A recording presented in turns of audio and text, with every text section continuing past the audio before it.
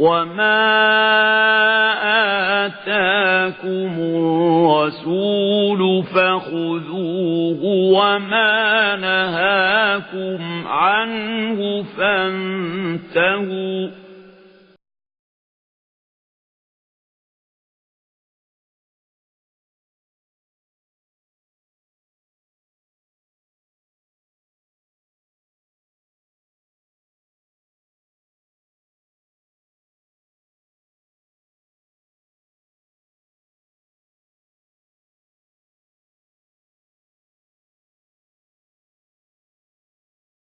الحمد لله رب العالمين والصلاة والسلام على سيد الرسل وخاتم النبيين وعلى آله وصحبه أجمعين وبعد. أعوذ بالله من الشيطان الرجيم. بسم الله الرحمن الرحيم. قل سبحان ربي هل كنت إلا بشرا رسولا وقال النبي صلى الله عليه وسلم الدین النصیحہ. ہمارے اس سلسلہ دین بھلائی ہے، یہ اس کا 27واں محاضرہ ہے، جس کے اندر ہم قرآن حکیم کی 30ویں وہ آیت جس سے مرزا غلام احمد نے حضرت عیسیٰ علیہ السلام ان کی اجل سے پہلے وفات پہ استدلال کیا اور اپنے خاص اسلوب سے انہیں فوت شدہ نبی ٹھہرانے کی ناکام سعی کی. تو گزارش یہ ہے کہ اللہ تعالیٰ کا یہ ارشاد قل سبحان ربی هل كنت الا بشر رسولا، کہ آپ کہہ دیں کہ میرا رب پاک ہے، میں تو نہیں ہوں سوائے اس کے کہ بشر اور رسول. تو اس سے پہلے 6 مطالبات ہیں جن کو ہم نے اس سے پہلے حلقے میں نمبر وار تفصیل سے ذکر کیا. صرف یہی بات نہیں کہ وہ کہتے تھے کہ آپ آسمان پہ جائیں، اور اب آسمان پہ جانا محال ہے، اس لیے اللہ نے کہہ دیا کہ آپ کہہ دیں میں بشر ہوں، رسول ہوں. تو اس سے یہ ثابت ہوا کہ کوئی بشر اپنے جسم کے ساتھ آسمان پہ نہیں جا سکتا. تو یہ جو ایک باطل طرز استدلال ہے جو قرآن حکیم کی اس آیت کے ما سبق کے اور سواد کے بھی خلاف ہے، اور اس توجیہی حکم کی مصلحت کے بھی خلاف ہے، اس پہ جو مسلم امت کے مفسرین نے لکھا ہے اب ہم چاہیں گے کہ اسے پیش کریں تاکہ سننے والا انسان سمجھ جائے کہ ارشاد باری تعالی قل سبحان ربی الی آخرہ اس میں کیا حکمت تھی، اس سے کیا غرض الہی ہے. تو ابن کثیر رحمہ اللہ فرماتے ہیں وقولہ قل سبحان ربی هل كنت الا بشر رسولا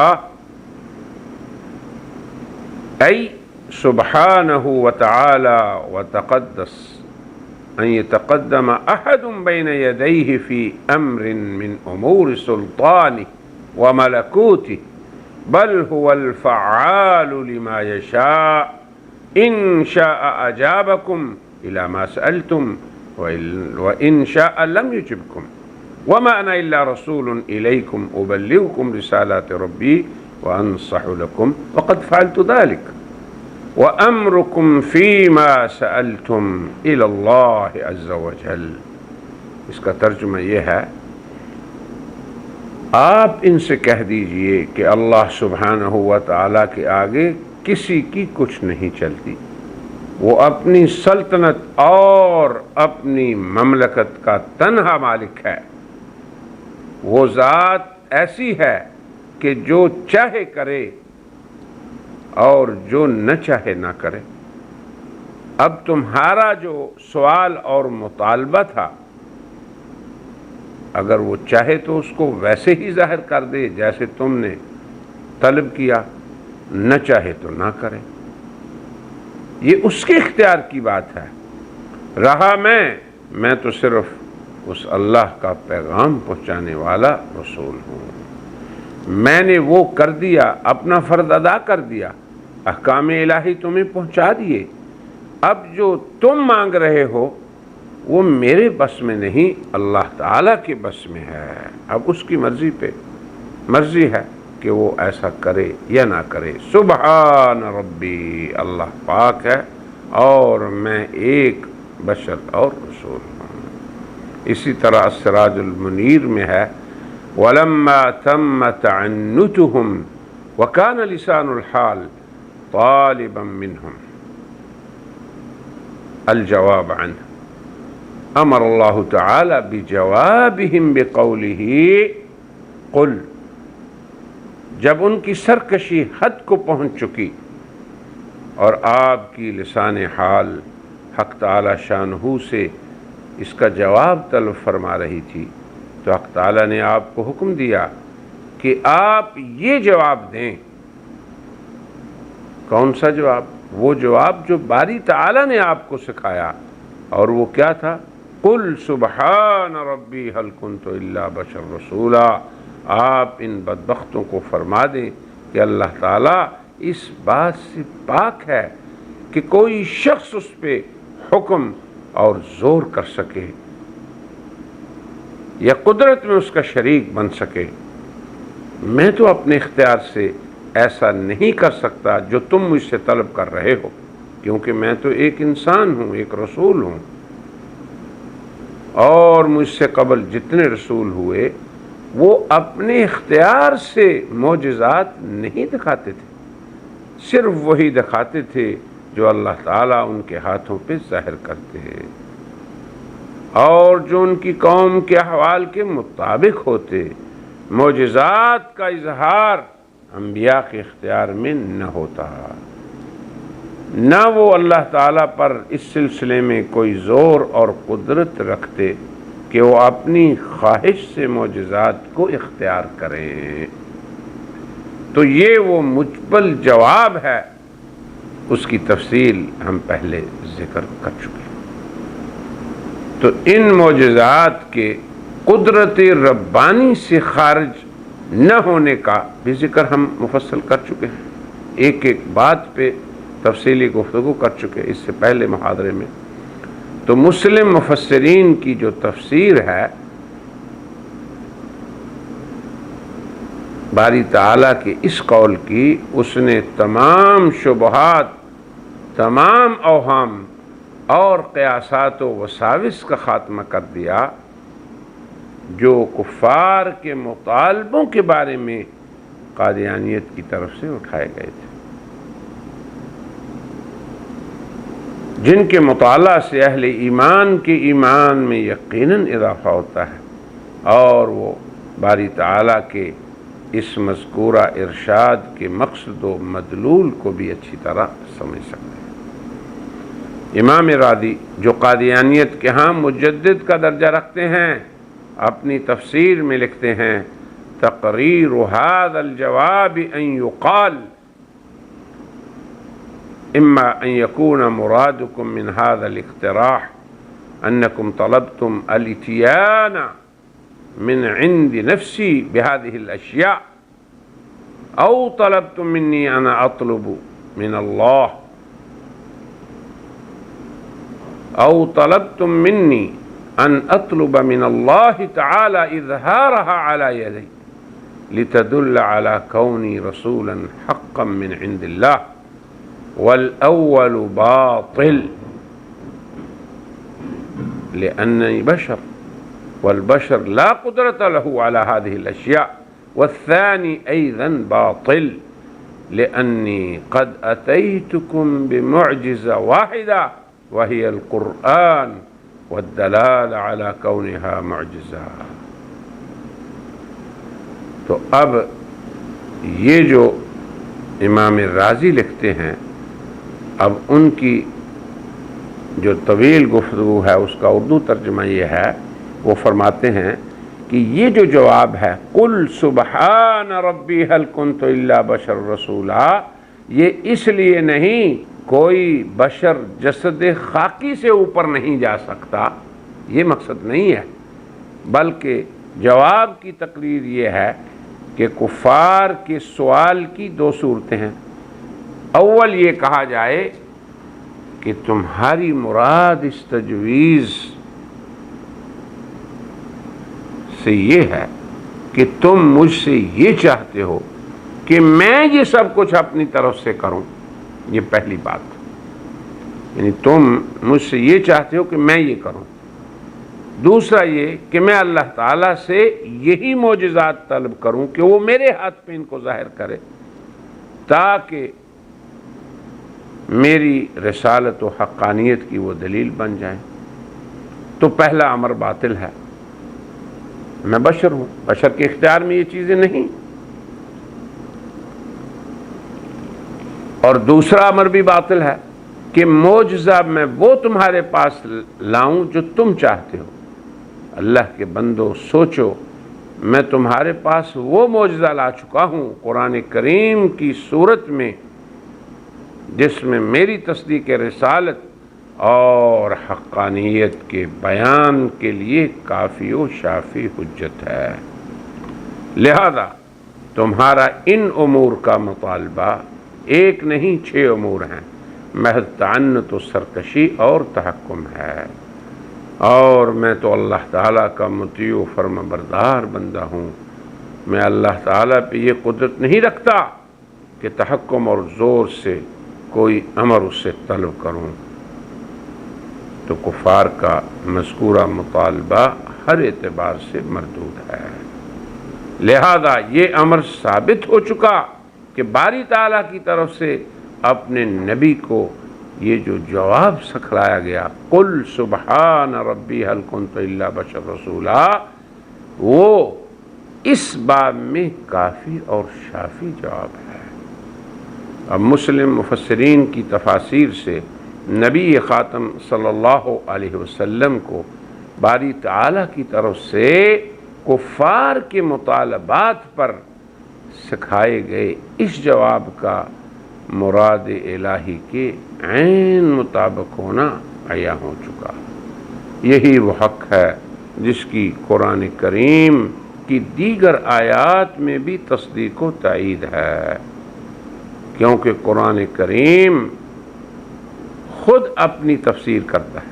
اب دیکھیں اسی مضمون کے بارے میں سورہ رعد میں ہے وَمَا كَانَ لِرَسُولٍ أَن يَأْتِيَ بِآيَةٍ إِلَّا بِإِذْنِ اللَّهِ، کہ اللہ کو کوئی رسول اس کے اختیار میں نہیں کہ وہ معجزہ اپنی مرضی سے لائے مگر اللہ کے حکم سے۔ تو معجزہ بشر کی طاقت سے خارج امر کا نام ہے، اور رسول بشر ہونے کی حیثیت سے معجزے پہ قادر نہیں ہوتا۔ ہاں، معجزہ اللہ کے حکم سے اس کے ہاتھوں پہ ظاہر ہوتا ہے، اور وہ معجزہ ظاہر ہوتا ہے جسے اللہ چاہیں، نہیں جسے کفار چاہیں، ایسی بات نہیں۔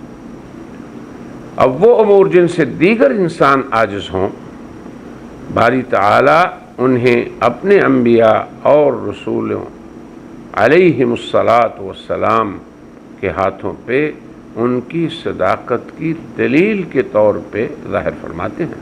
اب دیکھیں حضرت عیسیٰ علیہ السلام کے ہاتھوں مٹی سے پرندے بنانا، پھر اللہ کے حکم سے ان کا اڑنا، مردوں کو زندہ کرنا، حضرت موسیٰ علیہ السلام کے ہاتھوں پر ان کی تصدیق کی خاطر فرعون کے سامنے ان کا یہ فرمانا اَوَلَوْ جِئْتُكَ بِشَيْءٍ مُبِينٍ، موسیٰ علیہ السلام نے فرمایا کہ خواہ میں آپ کے پاس روشن چیز لے آؤں، یعنی معجزہ لاؤں، تو فرعون نے کہا فَأْتِ بِهِ إِن كُنتَ مِنَ الصَّادِقِينَ، اگر سچے ہو تو دکھلا دو۔ الغرض اظہار معجزات برائے تصدیق رسالت رسول برحق، یہ اللہ تعالیٰ کی سنت رہی ہے، مگر اس میں وہ اپنی حکمت کے ساتھ جو چاہے اور جب چاہے ظاہر فرماتا ہے۔ معجزات اختیاری ربانی میں ہوتے ہیں، اس میں کفار کی تجاویز کو ملحوظ خاطر نہیں رکھا جاتا، وہ انہیں اللہ تعالیٰ اپنی مشیت سے ظاہر فرماتے ہیں۔ قرآن حکیم نے بعض مقامات پر کفار کے تجویز کردہ معجزات کا ذکر فرمایا ہے، پھر ان کے جواب میں اپنے نبی برحق کو کیا تعلیم دی؟ یہ تعلیم دی کہ انہیں صاف صاف کہہ دو ان اتبع الا ما یوحی الی، میرا کام صرف وحی کی اتباع ہے۔ رہے معجزات تو وہ اللہ کے اختیار میں ہیں، چاہے تو دکھائے چاہے نہ دکھائے، پھر جو چاہے دکھائے اور جو چاہے نہ دکھائے۔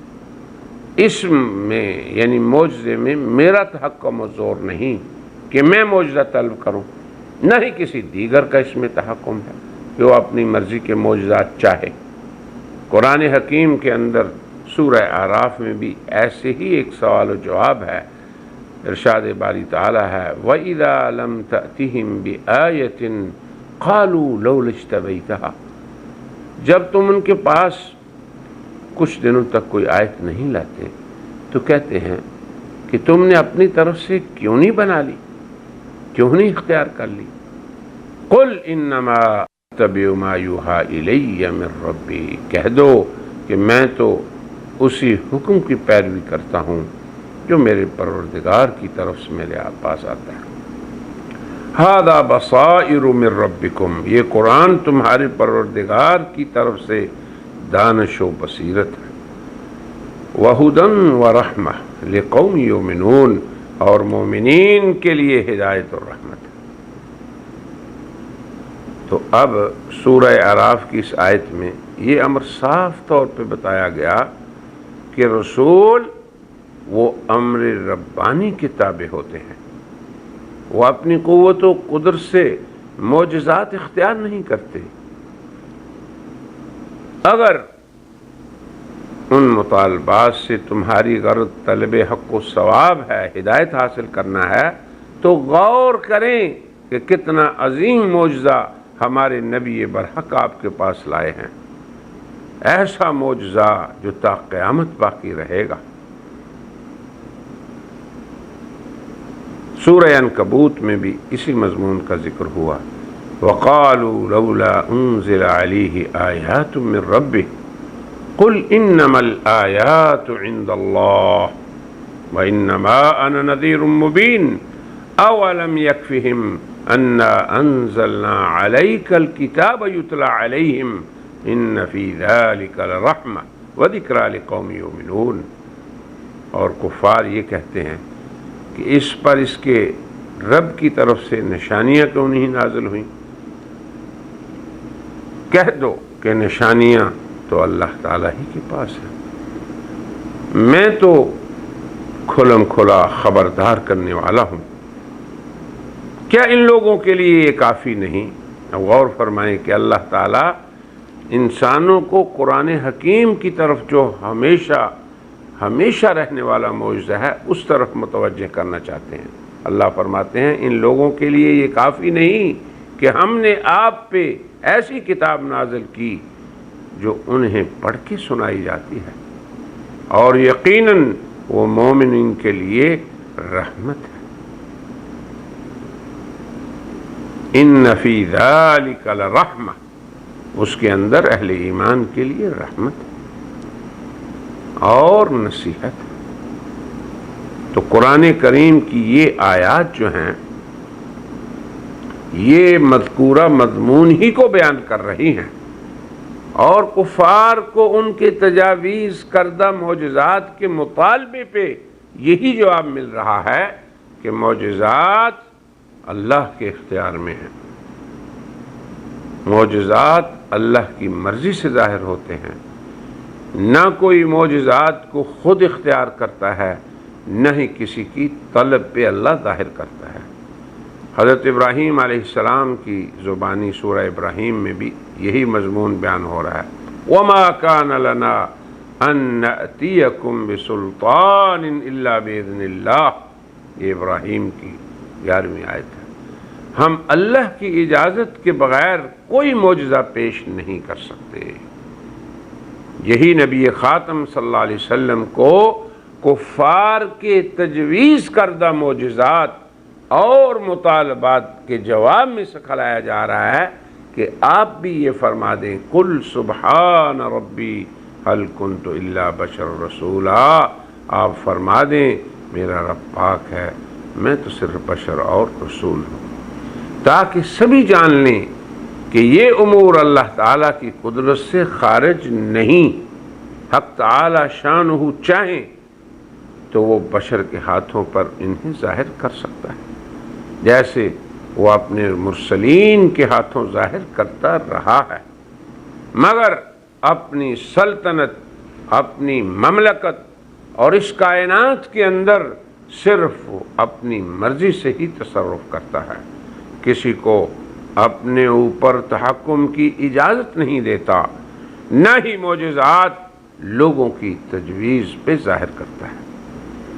اگر کفار کا مقصود طلب حق ہے، تصدیق رسالت ہے، تو اس کے لیے ہم نے قرآن کریم کو نازل فرمایا، جو ایک عظیم معجزہ ہے، جو ابدی معجزہ ہے، جو ہمیشہ ان کے پاس موجود ہے، جس میں حق و ثواب ہے، ہدایت و رحمت ہے، اور تصدیق رسالت کے لیے کافی و شافی ہدایات موجود ہیں۔